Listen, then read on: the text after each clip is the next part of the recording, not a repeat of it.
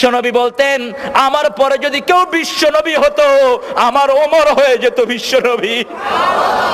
এত বড় কথা কোন সাহাবীর ব্যাপারে বিশ্বনবী বলেন নাই। লাউ কানা নাবিয়্যাম মিন বাদি লাকানা ওমর, আমার পরে যদি কেউ বিশ্বনবী হতো তাহলে সেই সম্মান আল্লাহ ওমরকে দান করে দিতেন।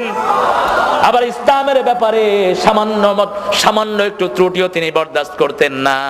যেখানেই দেখতেন ইসলামের খেলাফ হচ্ছে, তার গর্দানটাকে দুনিয়া থেকে বিদায় করে দিতেন। সুবহানাল্লাহ বলেন।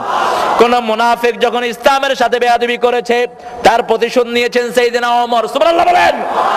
বিশ্বনবীর বিচার মানে না এক মুনাফিক, আল্লাহর হাবিবের বিচার না মেনে আবু বকরের কাছে গেলেন। তিনি বললেন, আমি এই বিচার ফয়সালা করতে পারবো না, কারণ বিশ্বনবীর উপরে বিচার ফয়সালা করার আর কারো দুনিয়াতে ক্ষমতা। লোকটা চলে গেলেন সাইয়েদনা ওমর ফারুক রাদিয়াল্লাহু আনহুর বাড়িতে গিয়ে বললেন, আমি সানি করাইতে আসছি। ওমর ফারুক রাদিয়াল্লাহু আনহু বললেন, তাহলে প্রথম বিচার কে করেছেন? ওই লোকটা বলল, প্রথম বিচার করেছেন মুহাম্মদ সাল্লাল্লাহু। ওমর ফারুকের সারা শরীর যেন শিহরিয়ে ওঠে। তিনি বললেন, বিশ্বনবীর বিচার কি তোমার পছন্দ হয় নাই? কয় না, তিনি ইহুদির পক্ষে রায় দিয়েছেন, আর আমি মুসলমান, আমার বিপক্ষে রায় দিয়েছেন। এবার আবার জিজ্ঞেস করলেন, তোমার কি বিশ্বনবীর ফয়সালাটা পছন্দ হয় নাই? কয় না।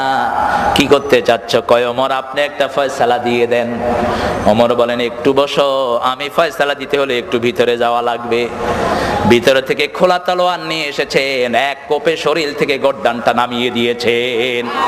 আজকের যুগে যদি এরকম ওমর হতো, ইসলামের শত্রুরা ইসলামকে নিয়ে বান্দরামি করতে পারত না। ঠিক কিনা বলেন?